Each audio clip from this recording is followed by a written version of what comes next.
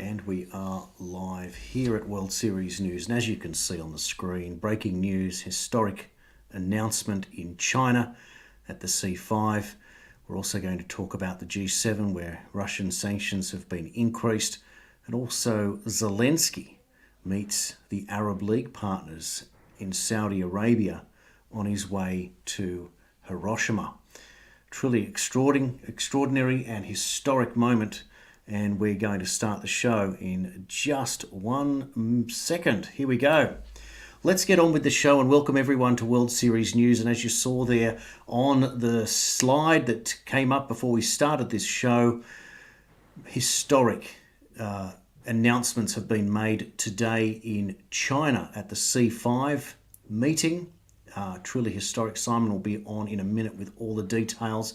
And simultaneously, the G7 meeting is taking place in Hiroshima, and one of the so-called stars to appear, Zelensky, has made a stop in Saudi Arabia at the Arab League meeting on his way to Hiroshima, with all of the details on what Simon has billed as the biggest news day of the year. Let's bring him in right now. Simon, this is astonishing. Have you been surprised or maybe even excited by what's come out? What's the general gist so far? Is it more or less than you expected?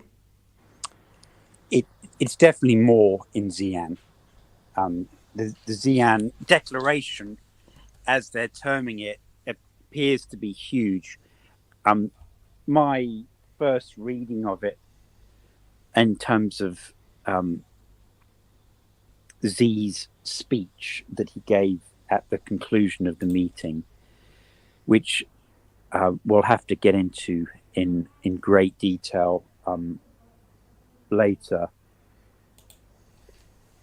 is it basically, my initial impression was that it basically was an annexation of these 5 countries. Now I'll kind of back off that a little bit by saying that there's no indication that Chinese troops are invading Kazakhstan. It's all been done in a very friendly way, but when one looks at the breadth of the involvement that China now has in these countries, it is like every single aspect of their existence. So it's the police, the military, the government, the environment, business, education, transport, energy, mining. Just, if somebody told you in high school, write the list of everything that you think government does, China is now involved in that in all of these countries.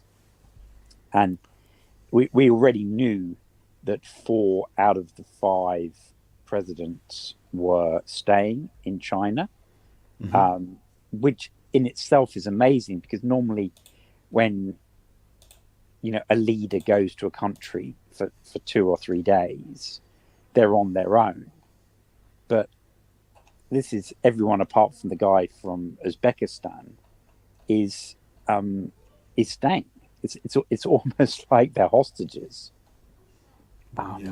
So the whole event with Xi's wife was incredibly imperial. Everything was lit up in Chinese kind of like imperial red. They've announced that there are now going to be biannual summits. The next one in 2 years' time will be headed by Kazakhstan. That's obviously a nod to Kazakhstan being, the major country of the 5. It's the biggest by far. What was interesting is, remember how we saw those exchange of letters when Xi went to Moscow?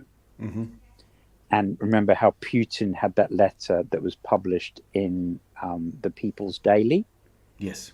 And then Xi had a letter and I can't remember what paper that was published in Russia, but there was an exchange of letters, and bizarrely, Putin's letter was published the day before Xi arrived, and yet Xi's letter was only published the day of his arrival. And so we've had a similar kind of thing, because we've had a famous Chinese academic has had a letter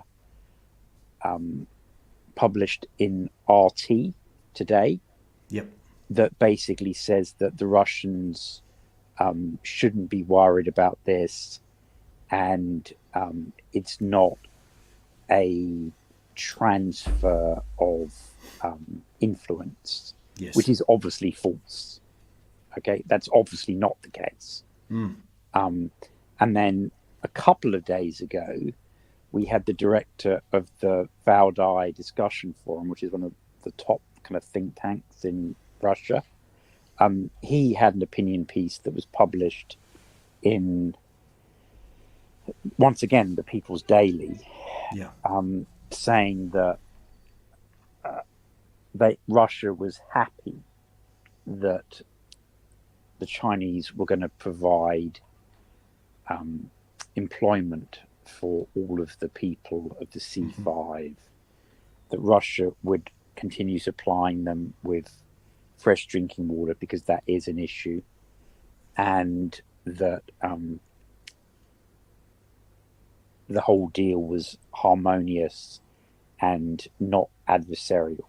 Now, both of the letters / opinion pieces are in agreement in that regard, in that they're saying that it's not adversarial, that it's in everyone's interest. Now, what's very interesting is the agreement references the Belt and Road Initiative and how that was first announced in Kazakhstan 10 years ago.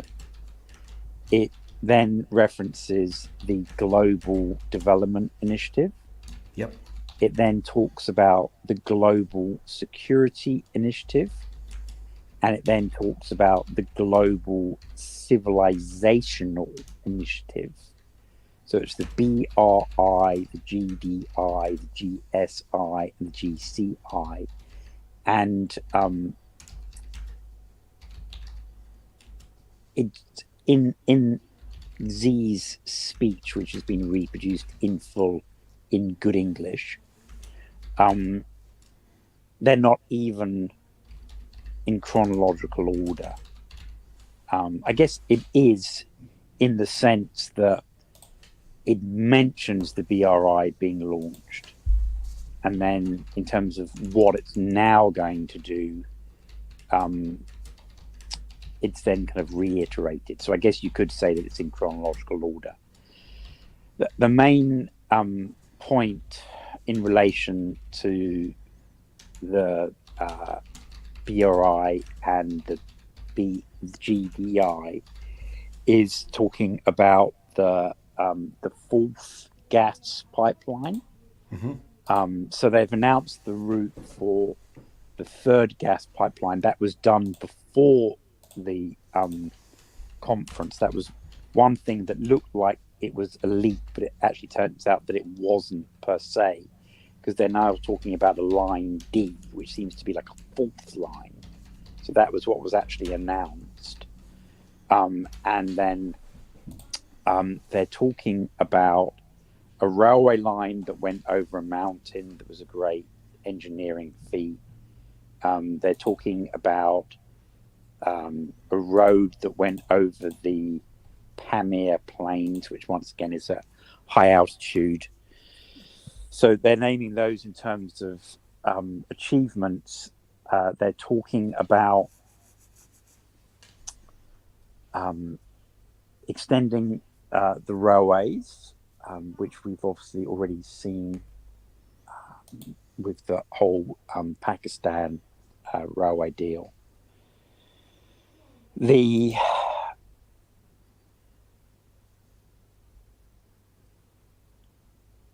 the Western media, I can't believe how easily this.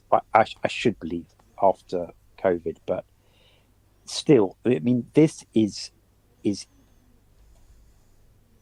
epoch creating. They're talking about the second Chinese century. So, I mean, this is real big stuff, right? So, obviously, with the conspiracy theories around 9/11 and America trying to reshape the Middle East in its own image, which obviously has been a failure. A large document that's often referred to there is the thing that was put out by the Project for the New American Century. Yep. Okay. And that was like 30 years ago. So this year is the 100th anniversary of the Chinese Communist Party from 1923 to 2023. Okay. So to give you an idea of how important China sees this agreement, the Xi'an Declaration, that they're saying that this is the starting point for the second Chinese century. And that's obviously not seen as any small thing. Now, the emphasis is now changed that it's all about modernization. Okay, but it's still being modernization with socialism. So they're not suggesting for a second that they're leaving socialism. Though it is interesting that they constantly reference socialism as opposed to communism. Okay. But we are seeing now evidence that the farming is becoming a lot more controlled. So whereas America are hiring 87,000 new Internal Revenue Service, which is basically the tax office agents, and arming many of them, which is rather intimidating. Then in China, they've announced they're hiring, by coincidence, like exactly the same number, but those people are not tax inspectors, they're going to be farm inspectors. And their role is not only to try and improve sanitation, but also to ensure that farmers are growing the, quote, correct crops. And already they've started arresting some families who are not growing what their local central committee told them to grow. And it's hard to judge whether or not that is based upon any clear-cut technical advice based upon the local soil conditions, or whether or not it is just ludicrous, the over-the-top central planning that may result in a collapse of productivity because they're arresting families, even though these families have been farming this land for generations and generally tend to know what will grow their best. Or I'd like to offer a third possibility in what we're seeing in the Western world now is over-government. It seems that there's just an obsession to meddle in the works of everyone. And whilst all of these are speculation, if we look back at old communist China, and the cauliflower farmer would be only allowed to make cauliflowers, but he would make extra and trade them. And that's kind of how they moved into the new age. There, it's extraordinary, isn't it, to think that we live in a so-called free world and we still have to go by central planning. Yeah, interestingly enough, the central committees are saying that they're trying to stop subsistence farming, and they want to ensure surpluses because Xi's put this order out that China needs to be more productive so that it can go further towards feeding its own people. Now, that's the same thing that the Gulf Cooperation Council countries are also trying to do at the same time. So I mean, there they seem to have a genuine fear that they could be cut off from food supplies from external sources. Now, at this point, it's not quite clear whether the fear is being driven because the WEF is pushing idiotic policies like in Holland, which obviously is the global model, right? That shouldn't be forgotten. That's the global role model is being exhibited in Holland at the moment and is already being rolled out in like Ireland and Canada, along with the massive population transfers. So the problem that you've got to look at is if Ireland's doubling its population and it's going to decrease its cattle population by 20%, and Canada's now announced they're going to triple their population, and they're also trying to crack down on the nitrogen levels caused by synthetic fertilizers and the presence of domesticated animals. How do you reduce your food production, like in Ireland, and simultaneously double your population?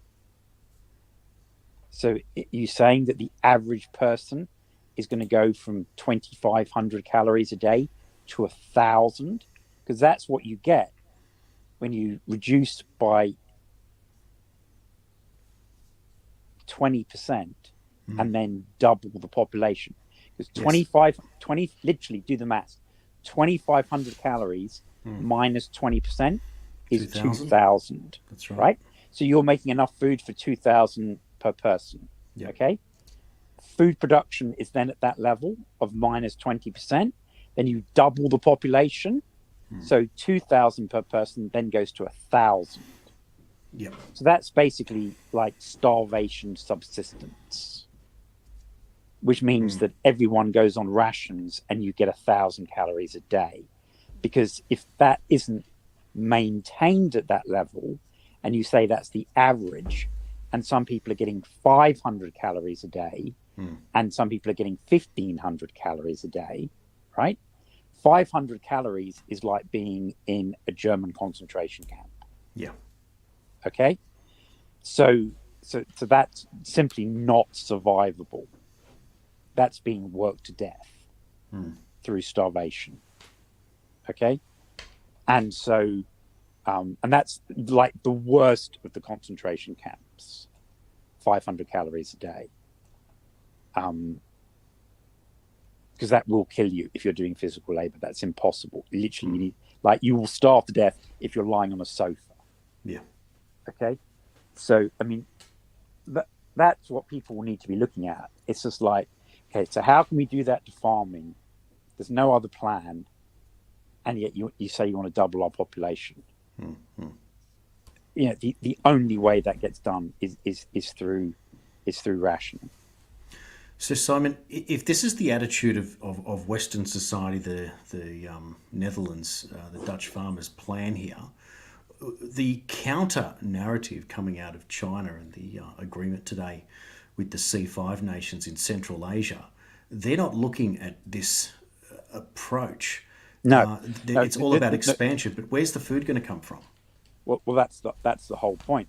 But within the Great Eurasian Partnership, that they essentially become self-sufficient. And when you look at the time frame, the theoretical time frame for net zero, it's 2060 for China and 2070 for India. So they're basically saying the idiots in Europe are destroying themselves, thinking that they're going to save the planet by 2040. You know, Europe's going for 2040. Many of the countries, like the absolute suicidal cult in Britain, are going for 2035, right? But even America's only talking about 2050. Yeah. So it's like, how does that make sense? Like, yeah, Europe's officially 2040, Britain's 2035, America's 2050, China's 2060, and India's 2070. You know, they're going to wait until Europe just destroys itself, and then just it's going to be like that character from The Simpsons who always points at him and goes, "Ha ha." Absolutely. It's I like, mean, you're talking a 35-year gap between the UK and India. It's almost two generations as a difference, and it gives you a lot of time to be able to put pause on something, doesn't it, for 3 or 5 years and let everything subside. And yet Europe is intent in all of this. Now, Simon, to paint a picture for people who are coming and going through the live broadcast, and thanks everyone for tuning in. And if you can share this, it will be great over the weekend that people can get access to information that you simply will not get in the mainstream news. Certainly not here in Australia. If you tuned into the Friday evening mainstream news tonight, there was 6 stories of horrific incidents happening to individual people, but nothing on the global news that affects all of us as much as a tragedy is and an accident, etc. It's not the world news that affects the 8 billion other people on planet Earth. And what we're explaining here in this show tonight is the momentous leaps forward coming out yet again from China, with the Great Eurasian Partnership expanding beyond even what Simon's been talking about in the lead up here with the C5 nations there. So go on. Sorry, I didn't mean to interrupt you. I just to give people an idea of the scale here. So people may recall that when Xi was standing on the sidewalk outside the presidential palace with Putin waiting for his limo to turn up, he said to him in what appeared to be an off-the-cuff remark that changes were occurring that only occur once in a century. And Putin said, yeah, and we're causing them. I'm paraphrasing there. Okay, so this is a quote from the published English translation of Xi's speech today, the president of People's Republic of China. And he said, this is a direct quote, "Transformations of the world unseen in a century are unfolding at a faster pace. Changes of the world of our times and of the historical trajectory are taking place in ways like never before." So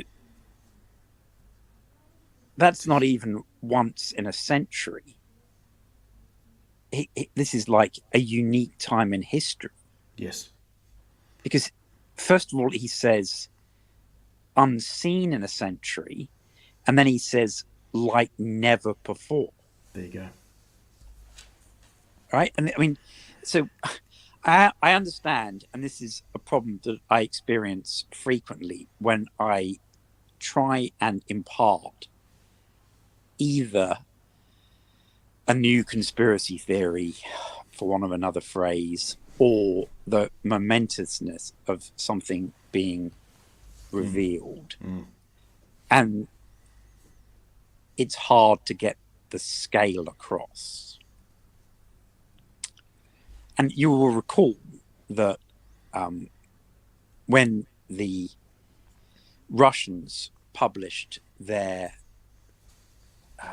revised foreign policy concept, and it actually named the Great Eurasian Partnership.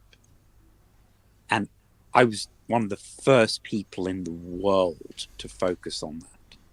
Like everyone else was looking at the countries that and the continents that they had specified how they were going to deal with.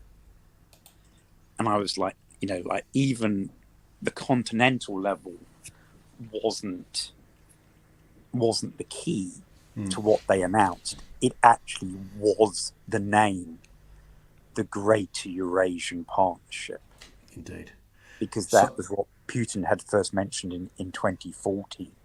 And that seemed to have been combined with Xi's vision for China in the new era, which he had first mentioned as a concept in 2013. Now, actually 2012. 2012 he mentioned it. Then he added the BRI, and then later on he started adding the other three things to it. So, in terms of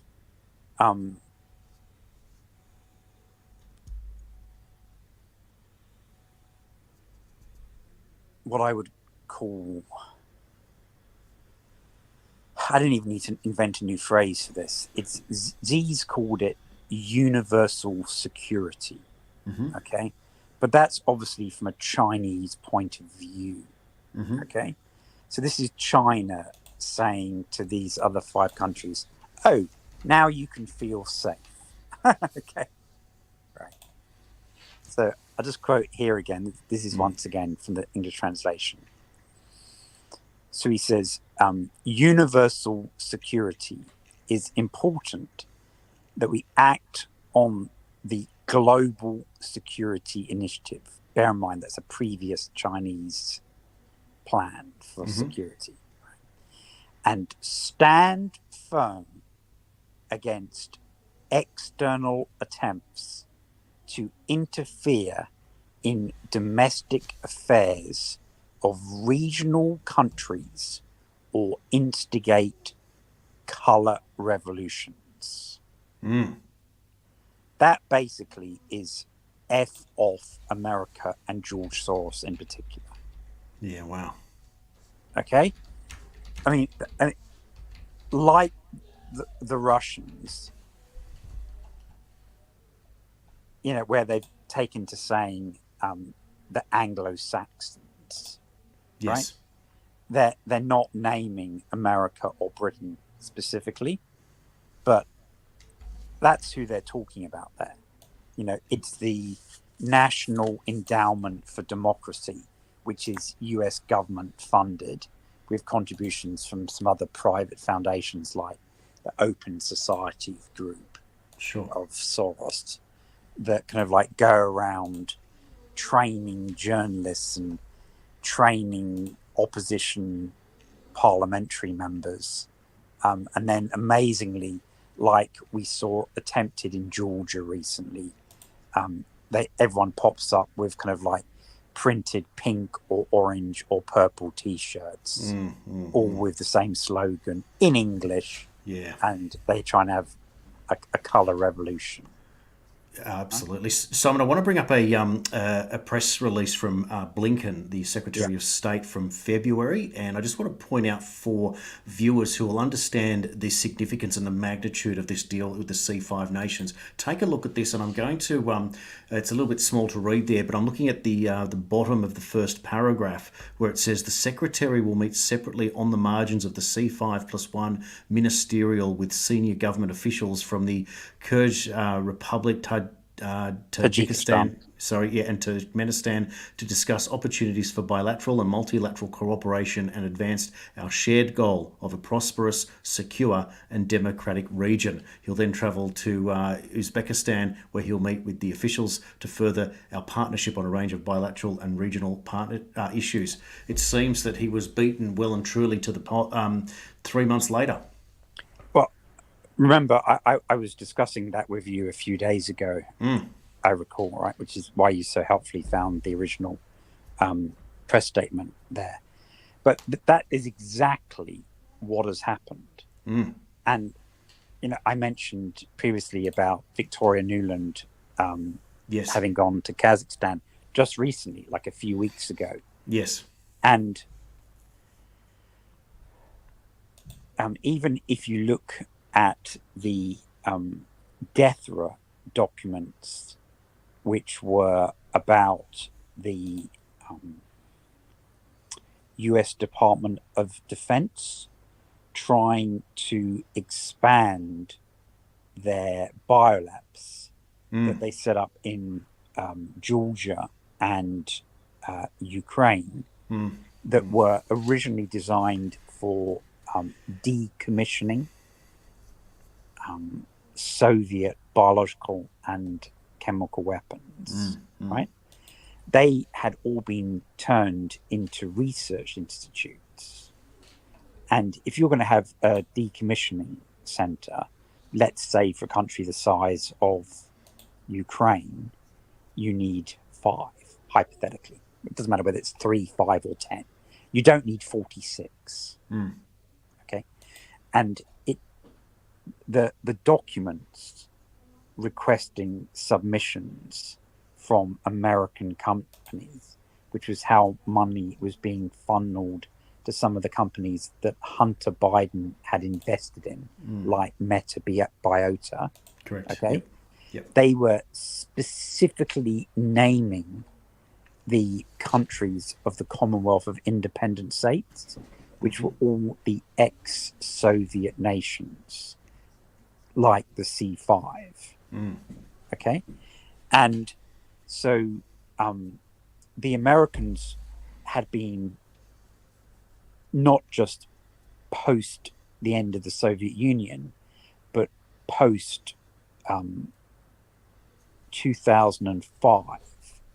So it was straight after Bush's second term started that they really started pushing into those areas. And then that was reinitiated when Obama came in. They were all pushing in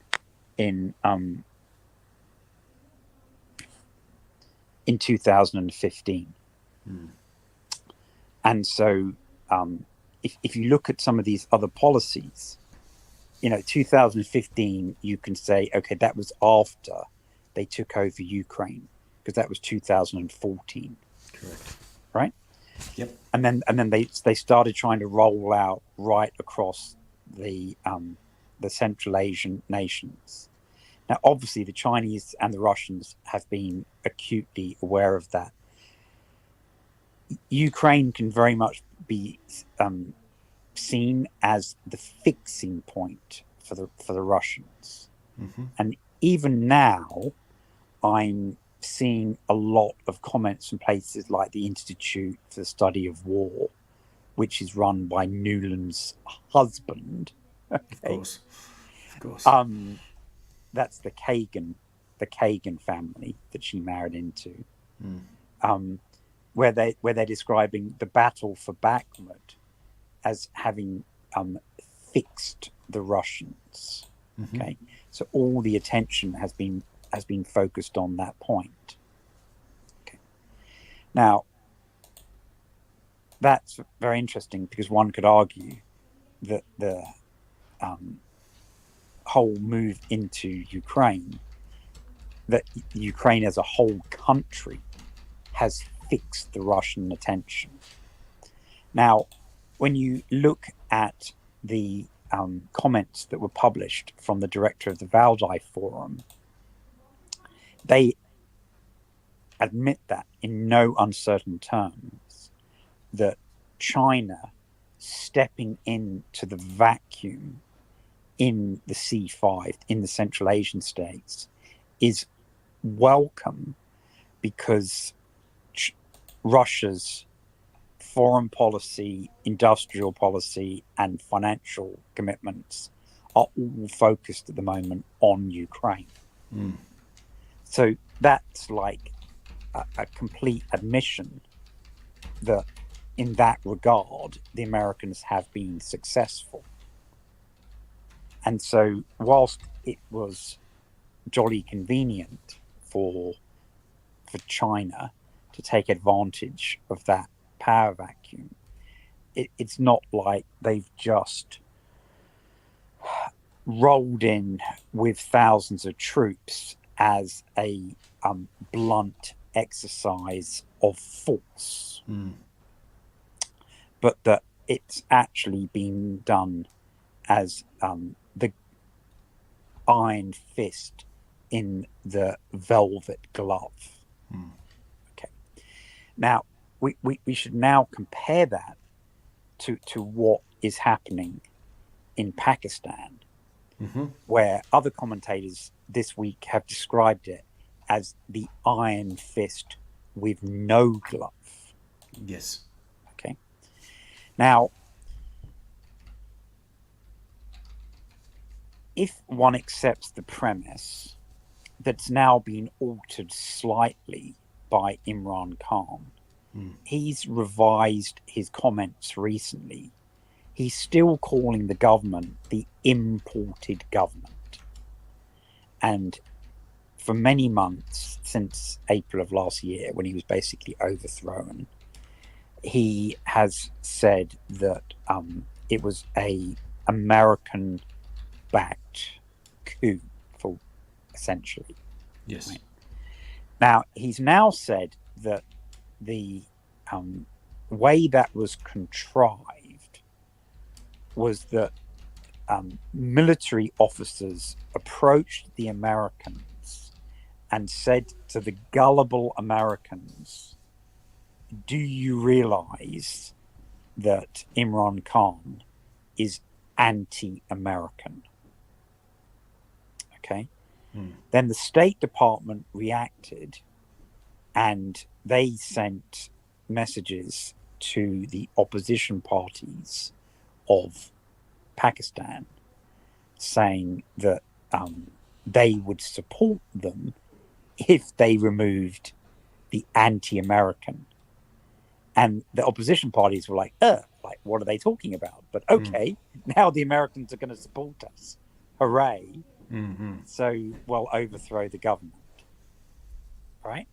Yep. And then Imran Khan learned of the messages from the Americans, didn't know at the time that the Pakistan military had instigated the sending of those messages, and just thought that the reaction was because of the messages from the Americans, not because the whole process had actually been instigated by the Pakistan military. Now, having said that, the Pakistan military had close ties with the Americans. So it's possible at some point in history, if original documents ever still exist on paper, so that they haven't been electronically edited, that some archivists may well be able to find that, the Americans went to the military, then the military went to the Americans, then the Americans went to the PDM.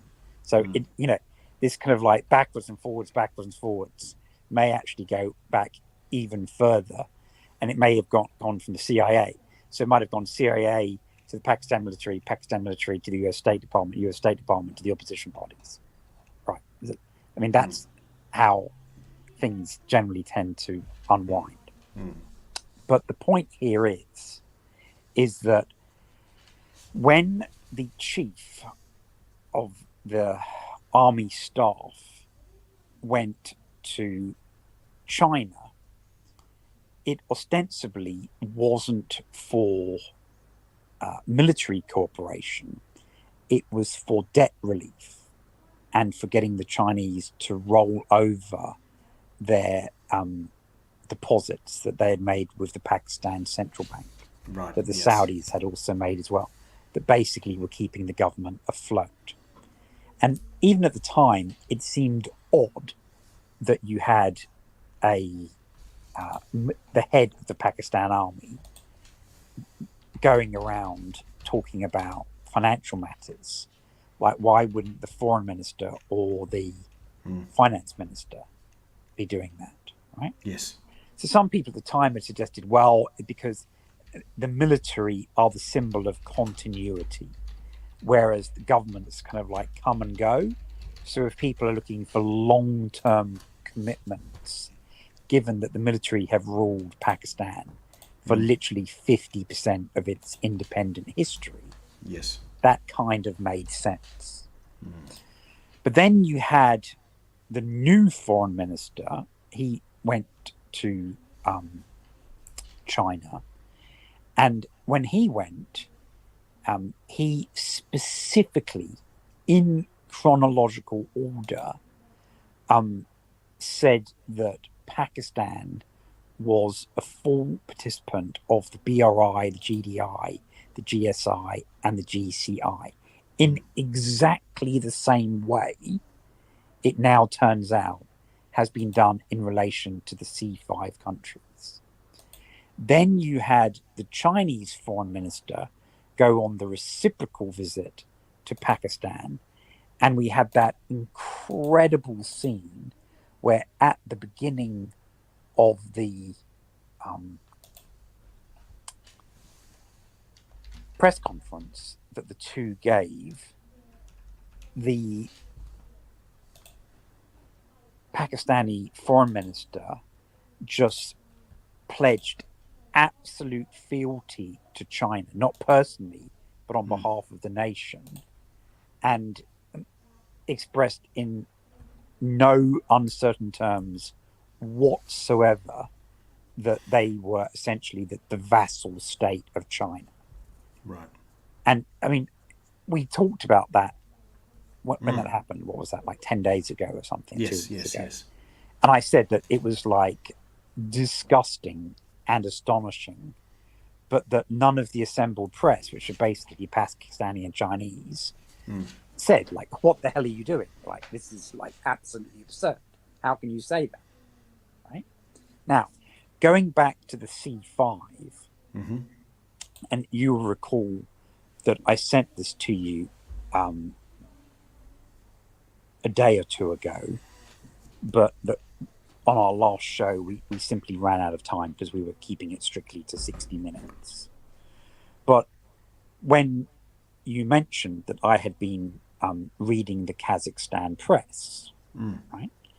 And one of the things that had leaked out about the C5 summit was how all of the media in all 5 of those countries had received formal training for a whole day, right, about how they were going to explain the outcome of the C5 summit to their people. Yes. And today, there was a big article published in the Global Times. And as soon as I read it, I was like, that is exactly like the Kazakhstan press explained about how they'd all been trained to put a positive spin on it. Yes. So you had, for each of the senior think tanks, so imagine the Royal United Services Institute, or the RAND Corporation, or the Heritage Foundation, or you've got what is it in Australia? Is it the ASPI, the Australian Services Policy Institute? That sounds And right. Yes. you've also got the Lowry Institute, that the head Institute, of recently passed away, right? So imagine the head of either one or both of those institutes, right, saying, isn't it wonderful that China has just taken over Australia, and just think how much our standard of living is going to increase. And that was published one after the other in this long article in the Global Times. The head of the equivalent of the Lowry Institute, or ASPI, in each of those countries, all saying, isn't this wonderful? Isn't this wonderful? Like almost identical statements that they had been handed in the media training 2 days ago.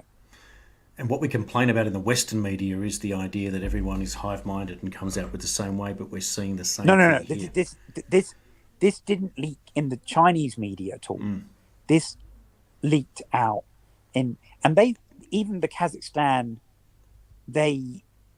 it was very neutral. It didn't say China's taken us over, watch out what's going to happen in 2 days' time. And it didn't say China's wonderful and we're so happy to have received this training. It was just,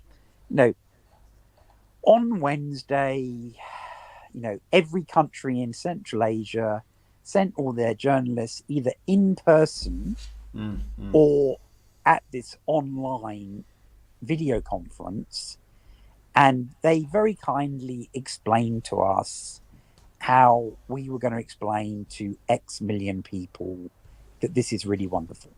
Yes. Right? Now, being skeptical, it looks like that was a very brave ex-journalist's attempt to warn their country. Right? Sure. Yeah. But now we can see it in the context of that's why there's like not a glimmer of opposition. Right? Sure. All, like every newspaper, every radio station, every TV show in all of these countries are unanimously praising this wonderful summit. Sure. But Now, it's the soft equivalent of the Warsaw Pact going into Hungary in 1956 or going into the Czech Republic in 1968 or going into Poland in 1980. Sure. Okay? Wow. I mean, this is basically all three of those events rolled into 2 days. Incredible. Without, it really is. Without a single shot fired. Yeah, fair point. Okay? Now, so, I mean, when you and I at like 1 a.m. my time on yet another sleepless night were looking at this, you very astutely did the maths with the help of Wikipedia, and it was clear that China essentially went from being the 6th or 7th largest country in the world to number 2, just behind Russia. That's right, with the absorption, let's say, of the C5 countries, and Kazakhstan already was the 9th largest in the world as it stood, and so by absorbing that and the other 4 countries, there it is. So you can see it on the screen right now. Russia 17 million square kilometres, Canada 10 million, China 9.7, but that bumps up to 13.7 million kilometres if they're able to incorporate all that. So Russia and China take up almost 23% with the C5 nations of all of the land on Earth. It's just an incredible thing. And then when you compare that to what we're aware of, Simon, in terms of the BRICS nations now will have a higher GDP than the West. This is a very different proposition to what we're being told here in the West. And what I'd like to do, because we've gone over time, we're at 48 minutes in. Wow. Okay, yeah. What I want to do is just talk about a couple of things that link up, and I guess all you have to do is follow Zelensky on this trail. Now, the 3 meetings were the C5, the Arab League, and of course the G7. Well, of course, there he is, G.I. Joe himself, Zelensky. He's just arrived in Saudi Arabia for the Arab League meeting, and I'm going to ask you about what you expect him to be doing there, because he was meant to be headed to Hiroshima for the G7, where it's been announced they are putting more sanctions on Russia. The G7 made up, of course, of France, Germany, Italy, Canada, the United States, UK, and Japan.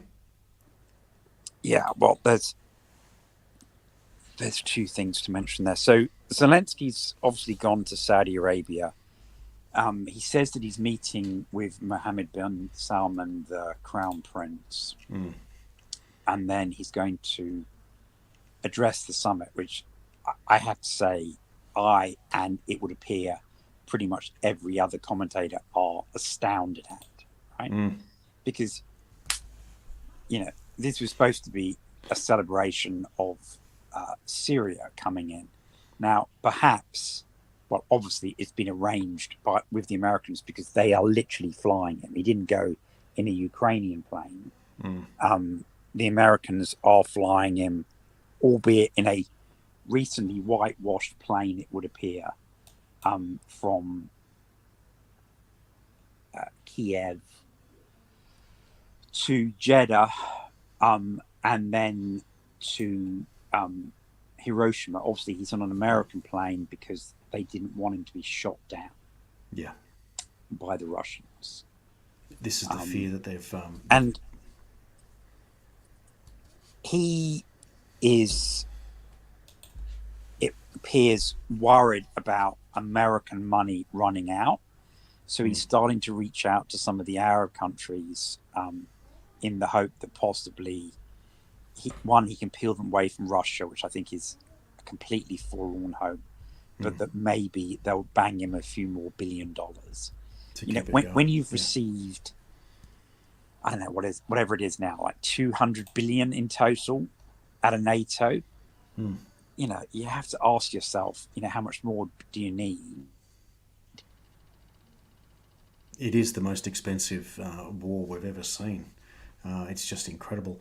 And of course, this is ahead of the United States suggesting that they want a pause in the war because they've hit the debt ceiling. Yeah. They've run out of money in the United States.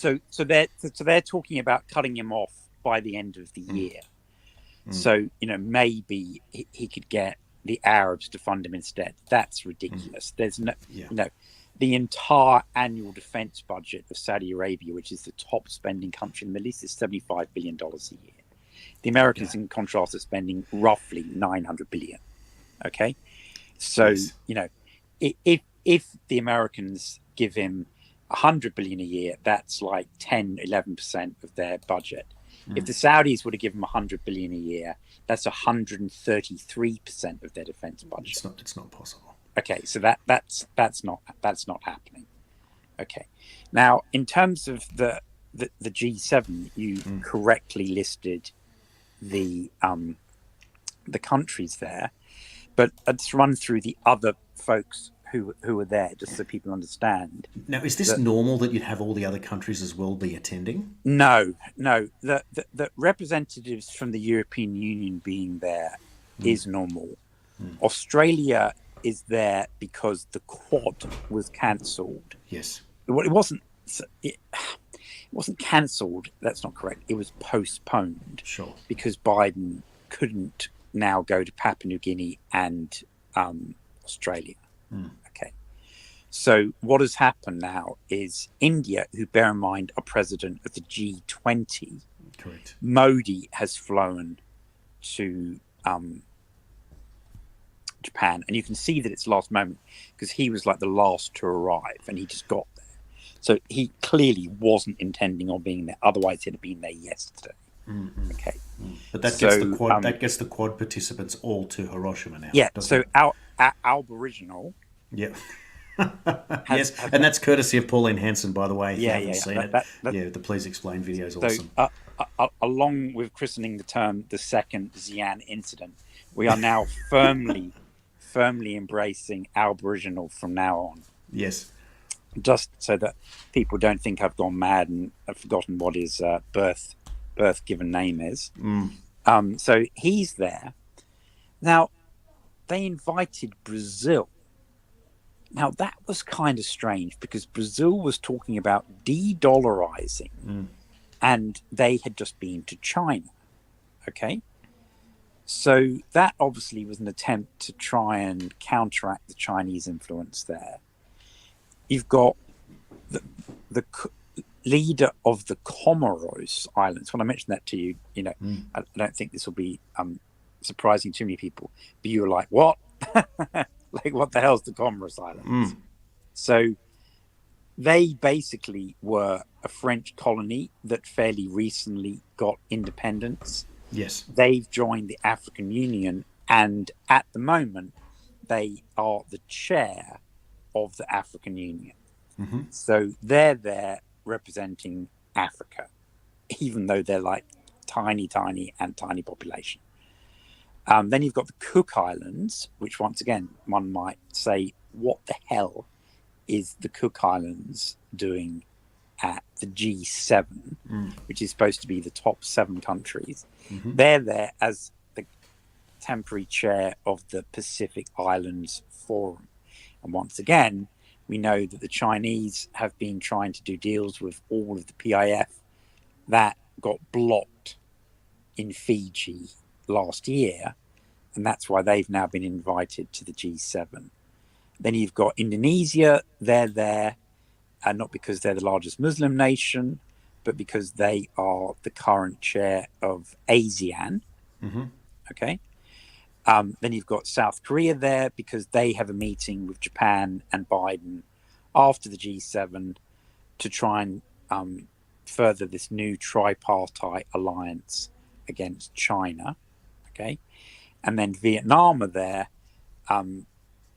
because they have lots of disputes like the Philippines with China in the South China Sea, mainly about the oil and gas. So the Americans, whose trade, incidentally, has exploded over the last few years because lots of companies that had set up factories in China, particularly for electronics, have moved from China to Vietnam. Right. So they're there. Then you've also got people from the UN, the International Energy Agency, the IMF, OECD, World Bank, World Health Organization, Of course. and World Trade Organization. So it's a lot more than the G7 plus South Korea. When you actually see the full list, it's enormous. It is enormous, but the notable exclusions, of course, is the entire Middle East, China, Russia, India, the C5 nations. So from a geographic perspective, from a GDP perspective, they're not what they were. There, right? Oh, of course they are, yes. Yeah, but your point is correct. It's Russia's not there. Russia used to be there until 2014, because from 1998 to 2014, it was originally the G6. Yes. Then it went to the G7. Yep. Then it went to the G8. Yes. And the G8 was Russia.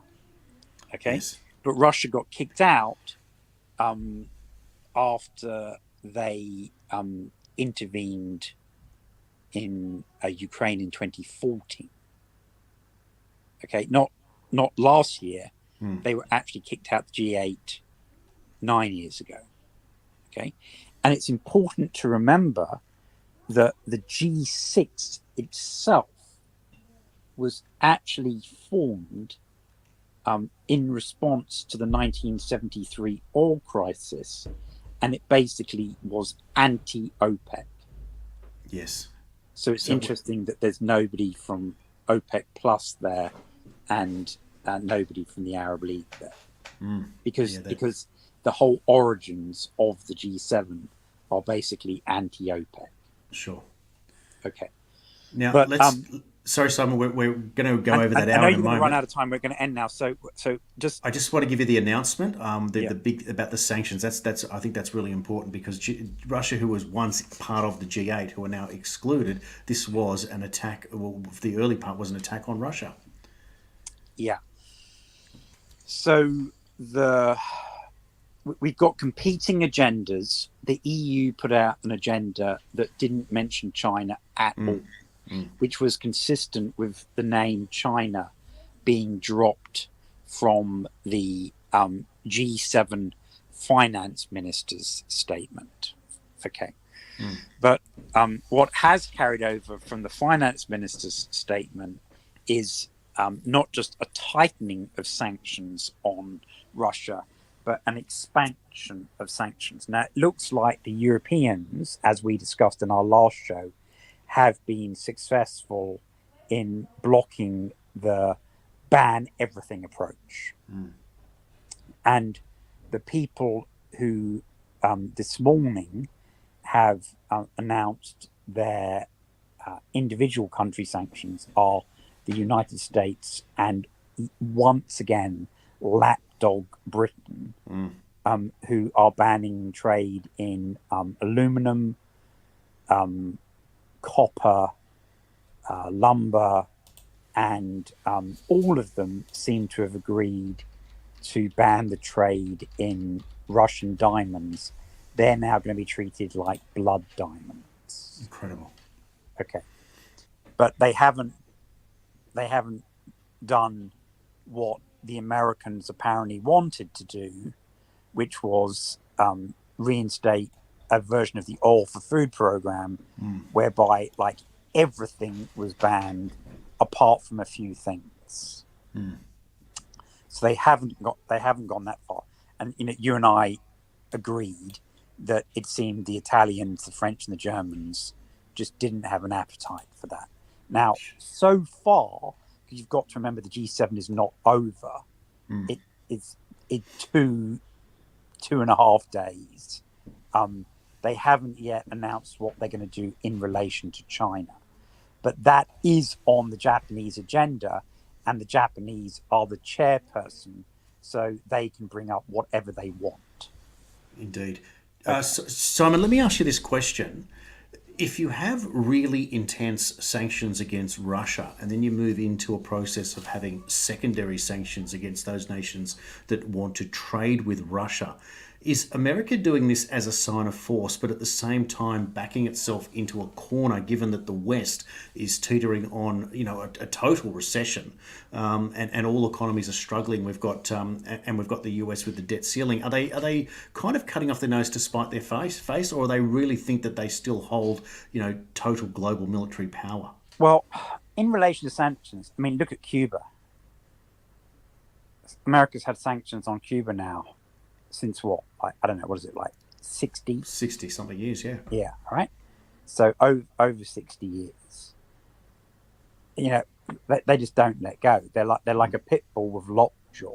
And it's either we invade it or we sanction it for decades. So... But Cuba's very different, isn't it, to Russia and obviously that the whole BRICS nation, the Great Eurasian Partnership. This is the opposite now. So this is the thing, like how strong, and America was once strong. It's clearly not where it was now. Where do you see this going? Is this a sort of a reverse cry for help, or or this is why Zelensky's going out there and doing the roundup, or are they really just going to get so nervous that they're going to try to provoke a war? The problem is that China is pretty much, all in's not the right phrase. They've gone beyond alliance with Russia, right? And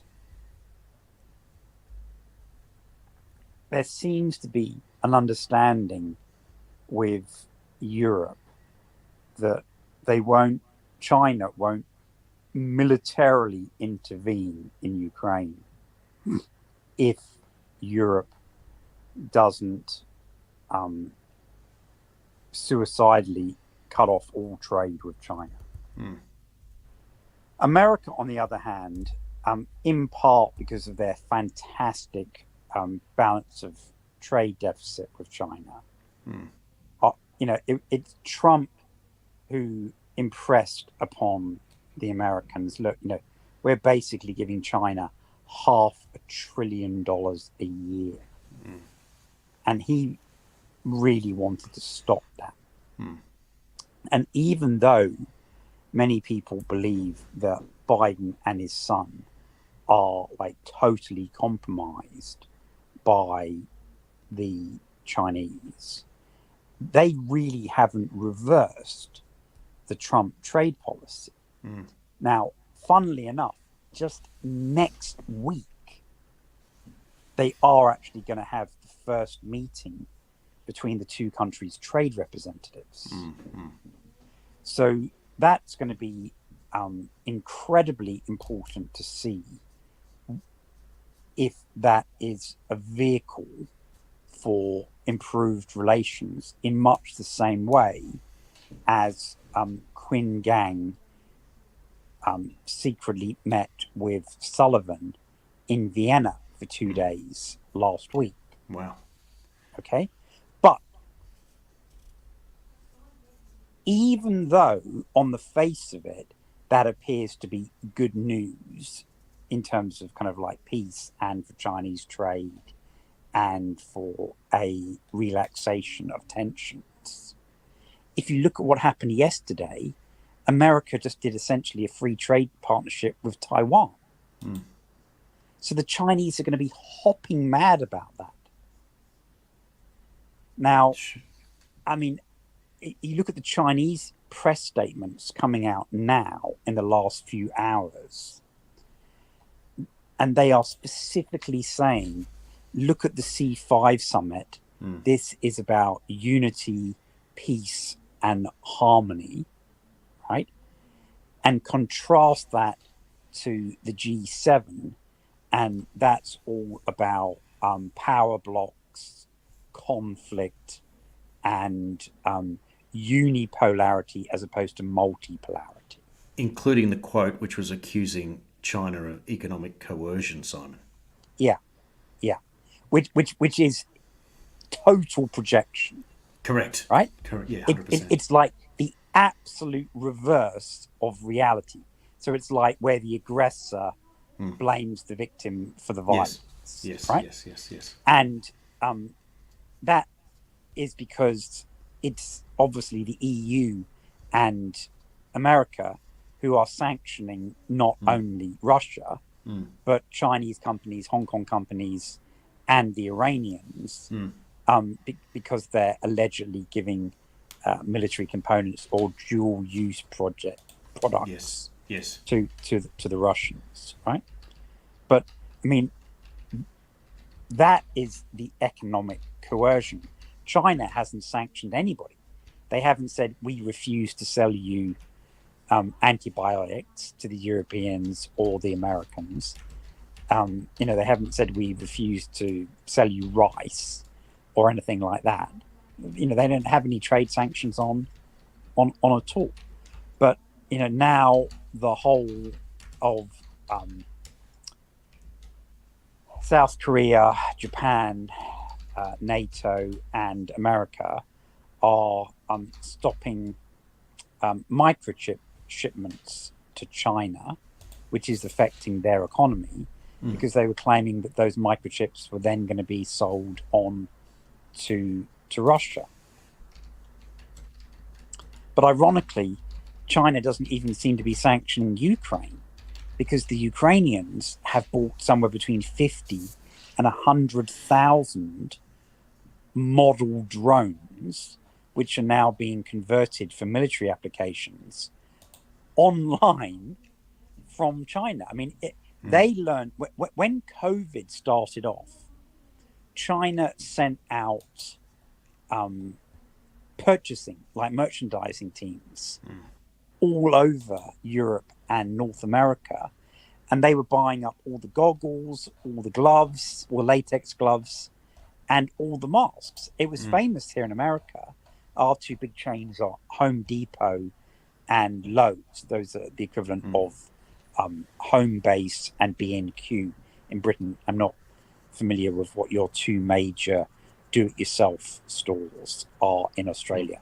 What are your big do-it-yourself stores where people can buy, lumber and screws and stuff like that? You're going to Bunnings. We really only have one now. We had two, and it's turned into one. Right. So imagine the Chinese turning up and to Bunnings and saying, we want every single screw that you've got, irrespective of the diameter and the length. Incredible, yeah. And that's what the Chinese teams did in America. They bought every single mask, no matter what it was for drywall, for dust, for viruses, respirators, everything, in every single store, that the shelves were cleaned, right? And that was during February and January of 2020. So when they started saying, oh, you should wear a mask, that's why there weren't any. That's why the price went up like 20-fold, because the Chinese had been in and cleared out everything. Incredible, yeah. So that's basically what the Ukrainians did when this kicked off. They were like, oh, well, we need drones, right? And they're like, where can we get drones? And they're like, oh, well, all these drones, this is the commercial ones, not the military ones, right? They're all made in China, and you can buy them in parts. So all these things that you see where a drone is dropping like an individual hand grenade into like a Russian trench, or they're directing like artillery, right? These are all models that have been bought from Alibaba and sent in parts like a model airplane and you've literally got whole cottage industry of people putting all these drones together. Yeah. So I would imagine the Russians are furious about it, but they could have done exactly the same thing, but the Ukrainians just beat them to it. Amazing. It is absolutely amazing. Simon, you're going to appear on my old radio station, TNT Radio, at 10 a.m. Yeah, and by then, we'll probably know a lot more out of the G7 because, like the Spanish, the whole thing's basically starting at noon. So Japan, they started real early and they went to like a remembrance ceremony at the Hiroshima Memorial Park, and they all kind of stood there in the rain, looking like idiots. And that's not happening in Saudi Arabia. Some of the people have just flown in like minutes before the opening ceremony, so it is underway, but we don't have any news yet. I think that a lot of the G7 stuff, even though it has officially started, and they're working through the agenda, we're probably only going to get a communique tomorrow. Okay. And then the other thing to remember is that tomorrow we now have this huge meeting in Russia of their foreign policy and defense council. Now that's media, industry, academics, and all the government ministries. That's a big annual meeting that got announced a few days ago. Lavrov is going to address them. Yes. That hopefully will be published. I'll translate it as soon as it comes out, using Google or something, because the English translation only tends to come out a little bit later. So we'll know what's going to go on about that. Now, that's obviously going to respond to the G7. But what's going to be most interesting is to see how they respond to the C5 summit. Now, Zelensky has potentially thrown a spanner in the works with the Arab League. On the face of it, that's what it looks like. But I suspect they're just going to be polite to him, clap, refuel his plane, and send him on to Japan. So now he's going to have to fly overnight, because he's basically chasing after Japan. So he'll obviously be there for Saturday. Okay, because you're already about to go into Saturday, aren't you? Yeah, that's right. Yeah, exactly right. No, that makes sense. So obviously, Japan's pretty much the same time zone as Sydney, or maybe 1 hour ahead. So he'll be there. He'll be there tomorrow. So there is still going to be a lot going on. Now, what's really interesting is how the Western media are utterly distracted by the G7, even though they haven't.